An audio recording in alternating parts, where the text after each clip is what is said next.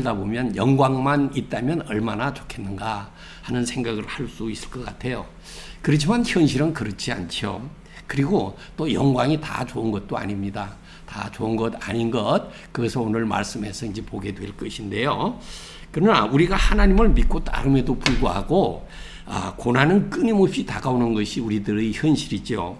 그리고 우리는 기도하지만 응답은 지연됩니다. 그럴 때 참 힘들어요. 그리고 우리는 헌신하지만 눈물이 멈추지 않을 때도 많습니다. 그런 때 우리는 어떻게 될까요? 이렇게 물을 수 있을 것 같습니다. 왜 하나님께서는 우리의 기도에 응답하지 않으시는 것처럼 침묵하시는가? 그리고 왜 그분은 믿는 자들이 쇠사슬에 묶여 옴짝달싹 못하게 그렇게 허락하실까? 이러한 질문을 가질 수 있을 것 같습니다. 이러한 질문들에 대한 하나님의 답변이 있습니다. 오늘 본문인 그 사도행전 12장에서 찾을 수 있는데요. 여기에는 세 사람의 이야기가 주로 다루어집니다. 야고보, 베드로 그리고 헤롯의 이야기인데요. 야고보는 그의 죽음을 통해서 하나님의 영광을 증언한 사람입니다. 그리고 베드로는 기도를 통해서 그의 쇠사슬을 끊어낸 인물입니다. 물론 이때 기도는 우리가 좀 본문에 들어가서 좀 자세히 살펴보게 될 것입니다. 헤롯은 그의 교만함 때문에 벌레에게 먹혀 죽었습니다.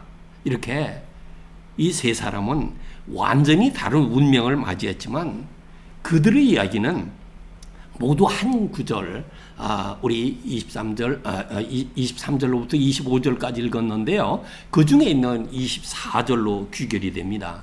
그 24절은 우리 한번 같이 읽을까요? 시작. 하나님의 말씀은 흥왕하여 더하더라. 이렇게 이러한 말씀으로 귀결이 되고 있습니다. 이것은 쇠사슬과 칼 그리고 왕의 권세가 지배하는 세상 속에서도 하나님의 말씀은 멈추지 않는다는 것을 의미합니다.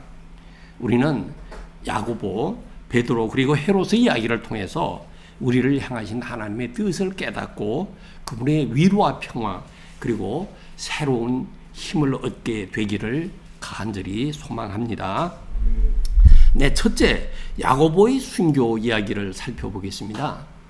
이것은 왜 하나님은 일부 쇠사슬을 끊어주시지 않는가에 대한 이야기입니다.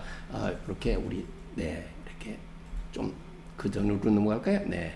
하나님은 왜 어떤 쇠사슬을 끊어주시지 아니하시는가? 그러한 이야기가 되겠어요. 오늘 본문에서 보는 것처럼 이 무렵에 헤롯 왕이 손을 들어서 교회의 일부 사람들을 체포하여 박해하려고 했습니다. 그리고 그는 요한의 형제인 야고보를 칼로 처형했습니다. 우리 본문 1절과 2절을 같이 읽겠습니다. 시작. 그때에 헤롯 왕이 손을 들어 교회 중에서 몇 사람을 헤아려 하여 요한의 형제 야고보를 칼로 죽이니. 네. 여기에 나오는 헤롯은 아기 예수를 죽이려 했던 헤롯 대왕의 손자입니다. 헤롯 아그리파 1세가 되겠습니다. 그는 할아버지처럼 잔인했습니다. 그래서 권력을 유지하기 위해서라면 그리스도인을 죽이는 일도 주저하지 않았습니다. 그의 칼은 바로 사도 야고보에게 향했다 하는 것이 오늘 1, 2절에서 볼 수 있지요. 야고보는 어떤 사람입니까? 야고보는 그 베드로와 요한과 함께 변화산에서 주님의 영광을 목격했던 사람입니다. 그렇게 예수님 가까이에서 사역했던 아주 핵심 제자였습니다. 그랬던 그가 순교하였기 때문에 칼에 죽었기 때문에 그때 초대교회에 준 충격은 아주 컸습니다. 슬픔도 아주 컸습니다. 그런 것들은 이렇게 물었을 것입니다. 하나님, 왜 야고보를 구해 주시지 않으셨습니까? 그리고 베드로는 여러 번 구해 주셨는데 왜 야고보는 그냥 내버려 두셨단 말입니까? 야고보도 베드로처럼 구해 주시면 안 됐나요? 이렇게 물었을 것 같습니다. 그런데요, 이 질문은 오늘날에도 우리 마음속에 남아 있습니다. 어떤 사람은 병에서 치유되지만 어떤 사람은 그렇지 않습니다. 어떤 가정은 회복되지만 다른 가정은 영원히 슬픔 속에 머물러 있는 것이 우리들이 사는 세상이고 또 우리 신앙 생활의 그러한 환경이기도 한 것 같습니다. 그래서 그러한 때면 우리는 이렇게 물을 수 있을 것 같습니다. 그것은 당연한 물음일 것 같은데요. 하나님, 왜 유독 어떤 사람들만을 더 사랑하시는 겁니까? 그리고 왜 저에게는 이 고난이 계속 되도록 허락하시나요? 이렇게 물을 수 있을 것 같아요. 그러나 사랑하는 성도 여러분, 야고보의 죽음은 하나님의 실패도 그리고 실수도 아니었습니다. 그것은 하나님께서 야고보를 통해 영광을 받으시는 또 다른 길이었습니다. 그의 죽음은 교회가 기도의 자리로 돌아오게 하는 불꽃이 되었고요. 또 순교의 피는 복음의 씨앗이 되었습니다. 그러나 그래도 솔직히 말해서 우리가 이러한 이야기를 듣고 또 읽고 나누고 할 때 우리는 반문할 수 있을 것 같습니다. 저도요, 그러한 일이 예수님 시대와 초대교회 사도들에게 일어났다는 것 알고 있습니다. 그리고 믿습니다. 그렇지만 예수님이 하늘로 승천하신 지 이미 2000년이 지났지 않습니까? 그리고 저는 그때 그 초대교회 사도들이 아니지 않습니까? 왜냐하면요, 우리가 겪는 고난이 너무나 크기 때문에 왜 나에게는 이러한 고난이 계속해서 오나, 왜 다른 사람들은 좀 풀어주시는데, 해결해 주시는데, 나에게는 왜 꼼짝달싹하지 못하는 상황을 그냥 남겨두시는가, 이런 것을 생각할 때 그럴 수 있을 것 같습니다. 그렇지만 야고보의 그 숭고한 순교 정신은 기독교 역사 전체를 통해서 계속 이어지고 있습니다. 2000년 전에만 있었던 사실이 아닙니다. 예수님 때에만 있었고 사도들이 있었던 그런 초대교회 시대에만 있었던 것이 아니고 지금까지도 이어지고 있다는 사실입니다. 예를 들면요, 제가 어릴 때 주일학교 다닐 때 사랑의 원자탄이라는 그러한 책이 있었던 것 같아요. 손양원 목사 이야기인데요.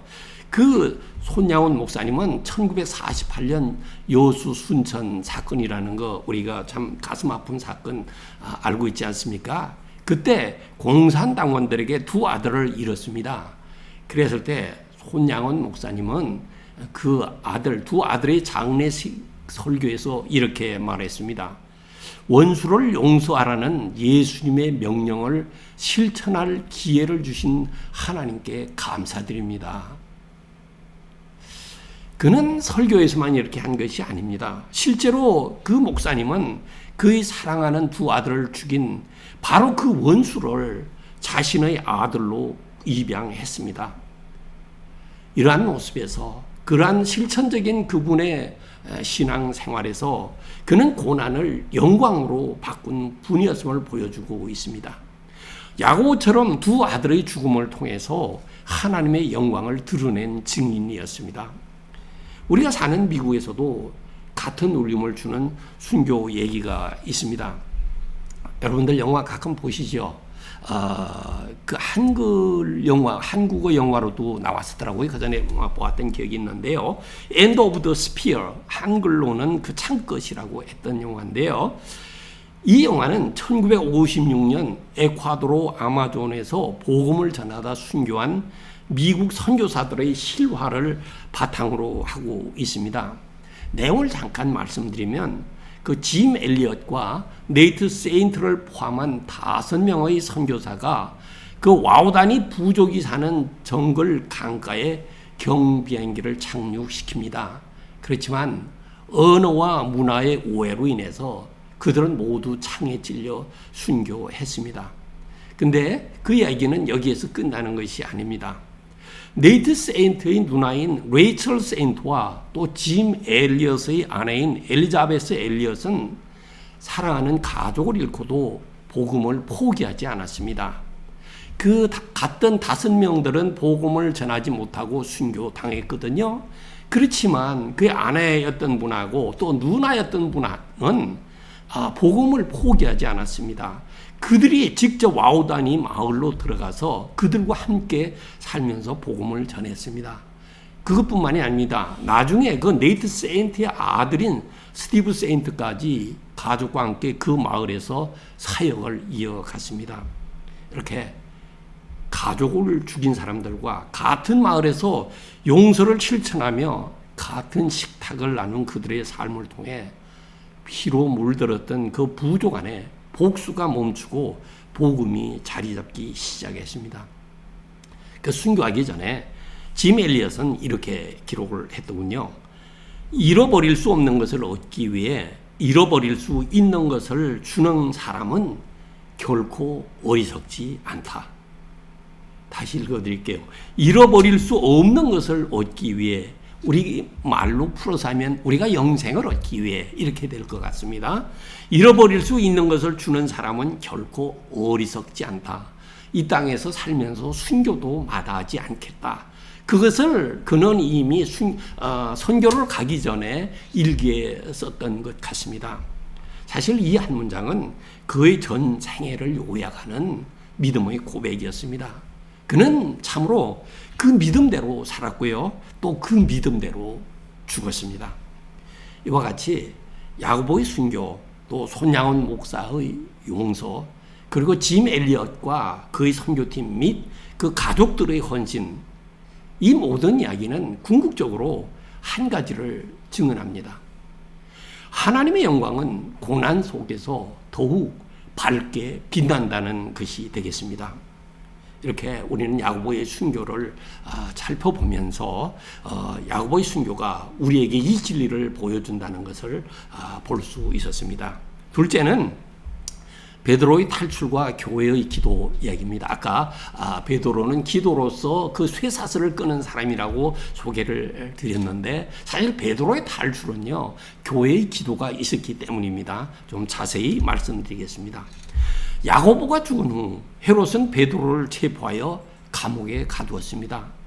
베드로는 우리가 읽었듯이 4명씩 4조, 총 16명의 군인들에게 교대로 지키도록 맡겨졌습니다. 그는 오른쪽 군인과 왼쪽 군인 사이에 쇠사슬 그 2개로 묶여 있었습니다. 이렇게 해가지고요. 2명의 간수가 문 앞에서 경비하고 있었습니다. 그래서 4명이 되는 거예요. 그래서 4명씩 4조가 지키고 있었습니다. 탈출할 길이, 방도가 전혀 없었습니다. 완전히 봉쇄되어 있었습니다. 이것이 베드로의 형편이었습니다. 처지였습니다. 그러나 성경은 놀라운, 정말 거의 믿기지 않는 장면을 기록하고 있습니다. 우리 6절 같이 읽겠습니다. 시작. 6절이요. 시작. 헤롯이 잡아내려고 하는 그 전날 밤에 베드로가 2 군인 틈에서 2 쇠사슬에 매어 누워 자는데 파수꾼들이 문 밖에서 옥을 지키더니, 여기에서요, 이렇게 잡혀있는 그가 지금 어떻게 하고 있습니까? 2 군인 틈에서 2 쇠사슬에서 매여 있는데 어떻게 하고 있느냐면 잔다고 그랬어요. 잔다고. 여러분들 잘 수가 있겠습니까? 저는 늘 이렇게 잠이 힘든 사람인데 어제 밤에도 끙끙대면서 잤습니다. 미네소타에서도 잠을 잘 못 자는 그런 제가 좀 연약한 면이 있어요. 누구의 소개로 이렇게 한 의사한테 갔더니 그분이 저보고 그러시다. 아니, 목사님이 왜 잠을 못 자십니까? 좀 문제 있는 거 아닙니까? 이거 베드로와 비교하면 저는 너무나도 부족해요. 참 죄송합니다. 이것이 저의 모습인데요. 베드로는요, 어떤 상황이었느냐면 다음날 아침이면 재판받고 처형될 처지였습니다. 그럼에도 불구하고 그의 믿음은 역설적으로 더욱 밝게 타오르고 있었습니다. 자신의 임박한 종말을 알면서도 깊은 잠에 빠진 그의 모습은 그의 믿음이 얼마나 강했는지 보여주는 아주 좋은 증거 같습니다. 그의 믿음은 고난이 사라졌을 때 찾아오는 평화가 아니었습니다. 그것은 고난의 한복판에서도 깊이 잠들 수 있게 하는 하늘의 평화였습니다. 저도 그러한 하늘의 평화를 마음껏 누릴 수 있으면 좋겠습니다. 여러분들도 그러한 평화를 마음껏 누리시기를 예수님의 이름으로 축복합니다. 네, 감사합니다. 그런데 그때 이제 주의 천사가 나타나서 그 베드로의 옆구리를 치면서 깨웁니다. 빨리 일어나라고 그럽니다. 그러면서 이제 쇠사슬이 이제 풀려 떨어지죠. 그리고 감옥문이 열리고 군인들은 잠들어 있는 모습을 보게 됩니다. 그리고 베드로는 감옥 밖으로 걸어 나왔습니다. 그런데요, 이렇게 그러한 상황이 있었지만, 그런데 성경이 분명하게 증언하는 말씀이 있습니다. 우리 5절을 같이 읽겠습니다. 시작. 이에 베드로는 옥에 갇혔고 교회는 그를 위하여 간절히 하나님께 기도하더라. 아멘. 여러분, 이 구절이 전하고자 하는 것이 무엇인 것 같습니까? 그 핵심 메시지는 쇠사슬을 끄는 것은 천사가 아니라 기도였다는 것을 우리에게 지금 전하고 있는 것입니다. 물론 천사가 가서 끄집어냈습니다. 그렇지만 그 배후에는 기도하는 교회가 있다는 것을 우리에게 알려주고 있습니다. 아멘. 네, 그렇습니다. 교회는 베드로를 위해서 밤새도록 기도하고 있었습니다. 그 기도는 단순한 입술의 기도가 아니었습니다. 그것은 제가 가끔씩 인용하는 것인데요. 성 어거스틴의 어머니 그 모니카가 아들을 위해서 평생 무릎 꿇고 기도했던 모습과 같은 눈물의 기도였을 것입니다. 제가 잠시 그분들, 그 어거스틴과 어머니의 이야기를 소개해 드리겠습니다. 젊은 어거스틴은 하나님을 떠나 쾌락과 철학의 삶 속을 방황했습니다. 그렇지만 그 어머니는 결코 포기하지 않았습니다. 그녀는 낮에는 금식하고 밤에는 눈물로 울부짖으며 기도했습니다. 어떻게 기도했을 것 같습니까? 하나님, 제 아들이 주님께 돌아올 때까지 저는 포기하지 않겠습니다. 이렇게 기도를 했다고 그래요. 이런 그의 기도, 눈물로 기도하는 그녀를 지켜보던 교구의 그 주교였던 암브로스라는 분이 계셨는데, 그분은 모니카에게 이처럼 눈물의 기도를 가진 어머니의 자식은 결코 망하지 않을 것입니다. 라고 얘기를 했습니다. 그 주교의 예언이 왔었습니다. 실제로 오거스틴은 마침내 그 하나님의 말씀 앞에 무릎을 꿇었습니다. 그리고 나중에 위대한 신학자이자 교회의 목회자로 세워졌습니다. 그는 어머니의 기도를, 그 기도한 모습을 왜 몰랐겠습니까? 그래서 그는 소위 철이 들었어요. 그가 회심하고 나서 이렇게 고백을 했습니다. 저는 어머니의 눈물로 태어난 아들입니다. 하나님은 그 눈물을 무시하지 않으셨습니다. 이렇게 고백했습니다. 이분이 쓴 고백록이라는 책이 참 유명하거든요. 기회 있으면 볼 수 있으면 좋겠습니다만은 책이 참 방대하죠. 그렇지만 사랑하는 성도 여러분, 우리는 이 사실을 잊지 말아야 되겠습니다. 베드로를 묶었던 쇠사슬을 끄는 것은 천사가 아니라 성도들의 기도였다는 사실 말입니다. 모니카의 기도 역시 어거스틴의 그 굳어진 마음을 녹였습니다. 방황하던 그 아들의 영혼을 하나님께로 돌려놓았습니다. 눈물로 드리는 여러분들의 기도 역시 얽매인 마음의 쇠사슬을 끊어낼 줄 믿습니다. 아멘. 그리고 여러분들이 기도하는 그분들의 그 영혼을 구원으로 이끌게 하는 하나님의 도구가 될 것임을 믿으시기를 바랍니다. 그리고 다시금 힘을 내서 소망을 가지고 기도하시기를 부탁드립니다. 네, 그렇게 하나님은 신실하시고 영원 무궁하신 분이시지요. 그분은 우리들에게 은혜를 베푸실 줄 믿습니다. 이제 어거스틴을 회심시키신 하나님, 그리고 그 베드로를 그 쇠사슬을 끊고 옥에서 구출해내신 하나님께서 우리들의 삶 속에도 역사하실 줄 믿습니다. 아멘. 네, 그러한 일들이 그때만 있었던 것은 아닙니다. 그 19세기 미국 남부에서 노예 해방이 있었는데요. 그때 일어나기 전 그 자정에 모인 흑인 노예들 이야기가 되겠는데요. 흑인 노예들은 다른 사람들이 잠든 밤에 몰래 숲속에 모이곤 했습니다. 자정께에 모였다고 그래요. 발각되는 것을 피하기 위해서 그들은 얼굴을 땅에 대고 속삭이듯 울부짖으며 그들도 역시 울부짖으며 기도했습니다. 그리고 주님 우리를 구원해 주옵소서. 그때 그들의 손에는 여전히 쇠사슬이 있었습니다. 그렇지만 기도를 들으시는 하나님은 마침내 역사를 움직이셨습니다. 그들의 기도와 하나님의 역사로 말미암아 오늘날 우리 또한 인종과 신분을 초월해서 많은 인종이 모여 사는 이 땅에 와서 어떤 차별도 받지 아니하고 모두 하나님의 자녀로 살아가는 복을 누리고 있지 않습니까?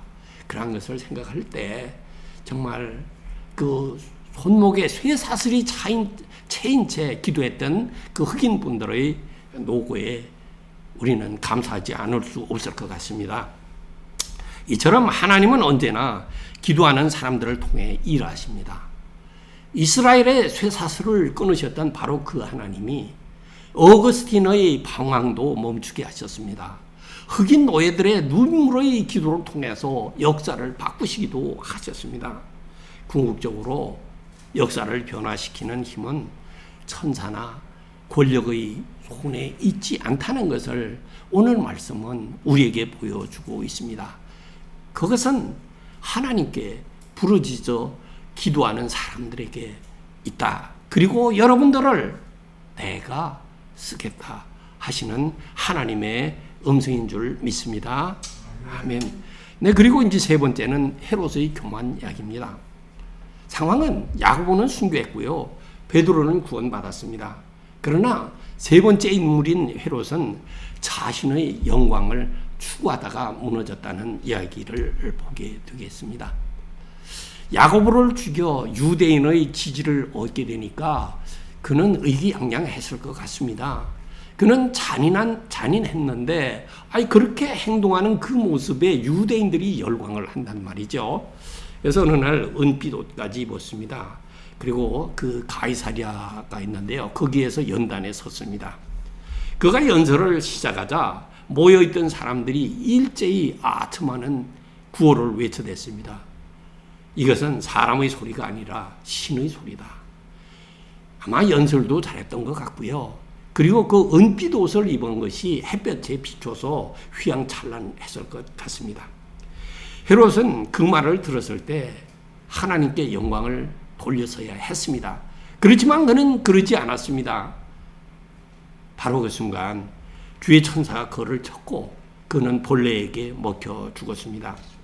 그는 그 헤롯 대왕이 영토를 꽤나 가지고 있었는데 나중에 분봉왕이라고 있지 않습니까? 그렇게 영토를 나누었지만 헤롯 아그리파 1세 때는 그 영토가 자기 할아버지 때만큼 그렇게 확장이 됐다고 그래요. 그가 다스리는 영역이. 그러니까 얼마나 의기양양했겠습니까? 그리고 거기에다가 백성들이 이거 신의 소리라고도 하니까 얼마나 의기양양했겠습니까? 그렇지만 결과는 그의 생명을 이제 뺏기는 그러한 결과에 도달하게 됐습니다. 근데 이 이스라엘 백성은 이러한 일에 넘어가지 말았어야 됐습니다. 왜냐하면 이전에도 그러한 교만으로 인한 교훈의 이야기가 있었기 때문입니다. 느부갓네살 왕 이야기인데요. 그 다니엘서에 나와요. 4장에 나오는데 이 느부갓네살 왕이 자기가 큰 나라를 이루었습니다. 궁전 옥상에서 그 나라를 내려다보니까 너무나 대견스럽고 그랬어요. 그때 그는 뭐라고 얘기를 했느냐면 이 큰 바벨론은 내가 능력과 권세로 건설하여 나의 도성으로 삼고 이것으로 내 위엄의 영광을 나타낸 것이 아니냐 이렇게 얘기를 했습니다. 그렇지만 그의 그 교만한 말이 그 입술에서 끝나기도 전에 그는 왕권을 잃고 들판에 나가서 짐승처럼 살게 되는 그러한 처참한 형편에 처했습니다. 그러나 나중에 그가 회개하며 하늘을 우러러 보았을 때 하나님은 그를 다시 회복시키셨습니다. 이것을 아는 이스라엘이기 때문에 헤롯 왕과 그런 일에 다시금 빠지지 말았어야 됐습니다. 이 느부갓네살처럼 회개와 겸손은 한 사람을 회복시킨다는 것을 그들은 기억을 했어야 됐습니다. 그러나 헤롯처럼 해서 교만한 사람은 영광을 훔치다가 결국 벌레 앞에서 무너진다는 사실을 그들은 또한 목도했어야만 됐습니다. 근데 이것이 이제 성경에서 우리가 알 수 있는 사실이지 않습니까? 근데 우리의 삶에도 우리 삶을 그런 일이 안 왔으면 좋겠어요. 그런데 우리 사는 사회 속에서 그러한 일들이 있는 것을 우리 알 수 있습니다. 그 한때 미국에서 가장 성공한 기업으로 불리던 그 엔론의 CEO 제프리 스킬링이라는 사람이 있는데요.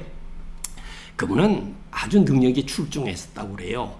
또 숫자에도 아주 밝았다고 그래요. 소위 회계 이런 거 하는데 아주 도사였던 것 같습니다. 그래서 그는 자신의 능력과 계산을 절대적으로 신뢰하면서 우리는 실패하지 않는다라고 말했던 인물이었습니다. 그러나 그는 윤리보다 성과를 우선시해서 회계 부정을 저지르게 됩니다. 그래서 엔론은 하루아침에 무너졌고 수만 명의 직원들에게 큰 피해를 입혔습니다. 제가 설교를 준비하면서 찾아보니까 여러분들 옛날에 5대 이렇게 어카운팅 펌 중에 아더 앤더슨이 있었던 거 기억하시나요? 바로 아더 앤더슨이 망하게 된 이유가 이 엔론 사태 때문에 그렇더라고요. 그러니까 수만 명의 직원뿐만 아니라 그렇게 큰 기업 하나까지도 망하게 됐습니다. 그렇지만 스킬링은 끝까지 자기의 책임을 인정하지 않았고 법의 심판을 피할 수 없었습니다. 이렇게 헤롯이 자신에게 향한 찬사를 하나님께 돌리지 않고 교만한 가운데 무너졌듯이 하나님을 경외함이 없이 자기 능력을 의지하는 교만함 역시 파멸로 이어진다 하는 교훈을 우리는 볼 수 있는 것이죠. 그렇지만 감사하게도 하나님께 영광을 돌리는 길을 끝까지 걸은 귀한 분들도 있습니다. 그 온누리 교회를 세운 하용조 목사는 가난 말기에도 이렇게 고백했습니다. 사람들은 저를 칭찬하지만 저는 아무것도 한 것이 없습니다. 하나님이 하셨습니다. 하나님은 처음부터 끝까지 제 삶의 주인이셨습니다. 그의 몸은 연약했지만 그분은 66세에 돌아가셨더라고요. 그의 고백은 하나님을 더욱 영화롭게 했습니다. 사랑하는 성도 여러분, 이 진리는 오늘날에도 변함이 없습니다. 사실 모든 그리스도인은 선하고 부지런히 살려고 노력하지 않습니까? 사회에서도 모범적인 분들이라고 저는 믿습니다. 모두가 신실하게 살아가다가도 어떤 이들은 스킬링처럼 성공과 권력을 붙잡으려 하지요. 그러다가 무너집니다. 또 어떤 이들은 하용조 목사님처럼 약함 속에서도 오직 하나님의 영광만을 붙잡는 분들이 있다 하는 것을 우리는 알 수 있습니다. 여러분들은 어떤 길을 택하시겠습니까? 오늘 말씀을 마음에 새기면서 어떤 상황에서도 하나님께 영광 올려드리는 삶을 선택하시기를 부탁하며 순종할 믿음 주시고 또 힘과 능력도 주시기를 우리 주님 예수 그리스도 이름으로 축원합니다. 아멘. 이제 네 번째인데요. 그렇지만 하나님의 말씀은 흥왕하여 더하더라는 이야기입니다. 이 이야기는 고난 속에서 자라난 복음의 이야기입니다.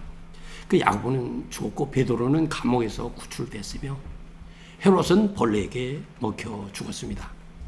그러나 사도행전 12장은 다음과 같이 결론을 내립니다. 우리 25절까지 읽었지만 우리 24절을 같이 읽을까요? 시작.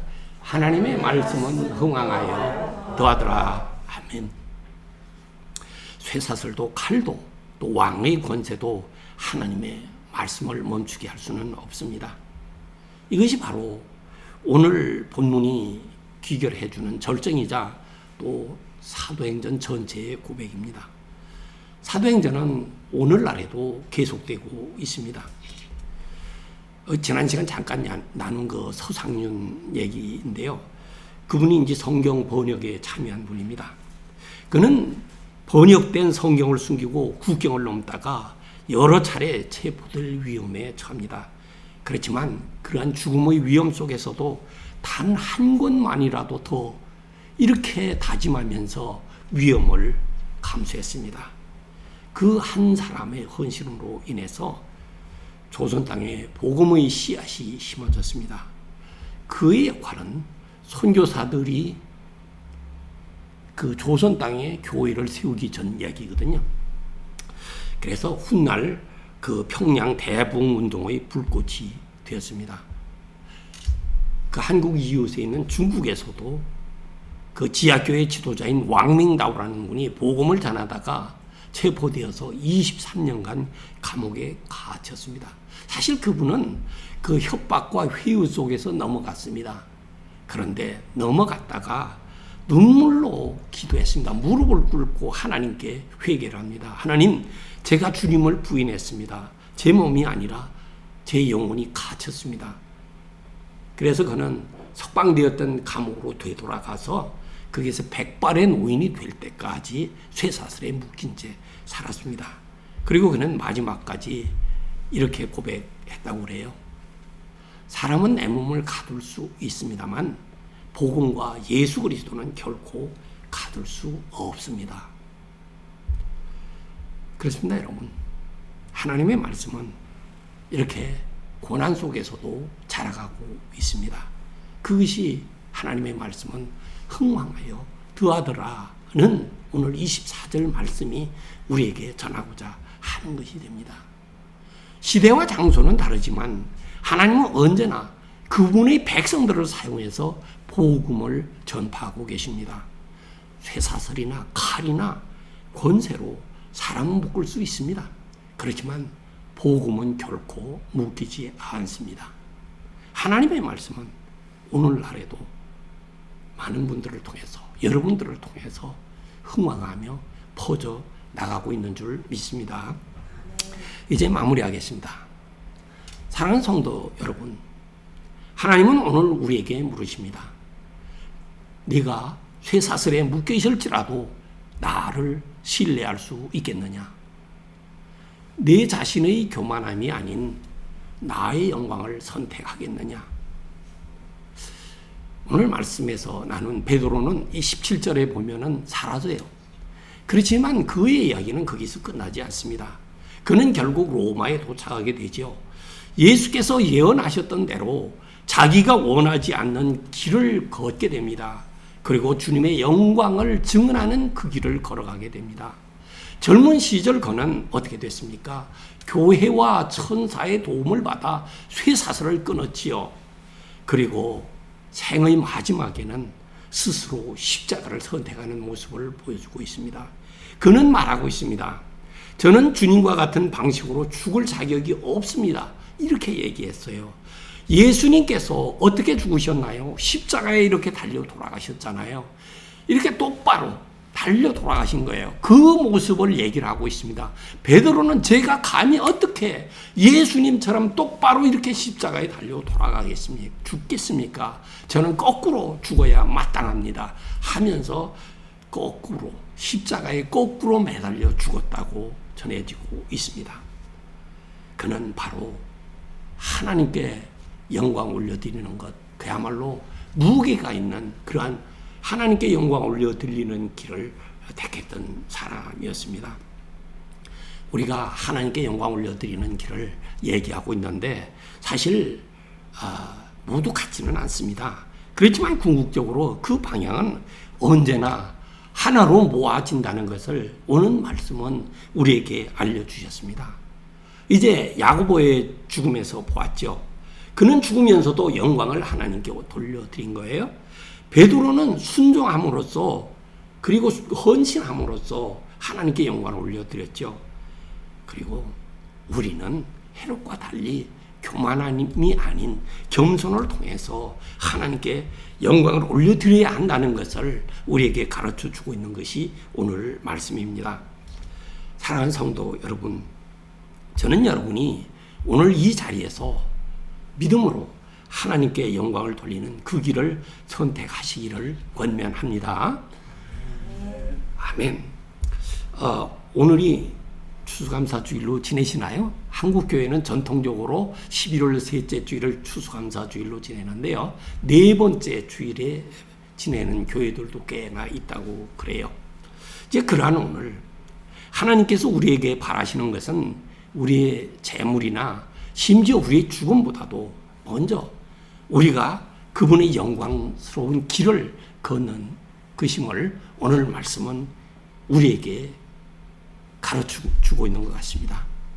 사실 하나님의 영광스러운 길은 성경에 다양한 형태로 나타나고 있습니다.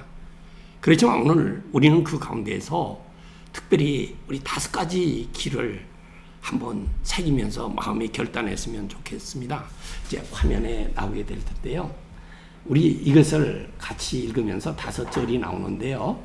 우리 결단을 했으면 좋겠습니다. 우리 다 같이 읽겠습니다. 시작. 이같이 너희 빛이 사람 앞에 비치게 하여 그들로 너희 착한 행실을 보고 하늘에 계신 너의 아버지께 영광을 돌리게 하라. 이는 만물이 주에게서 나오고 주로 말미암고 주에게로 돌아감이라. 그에게 영광이 세세토록 있을지어다. 아멘.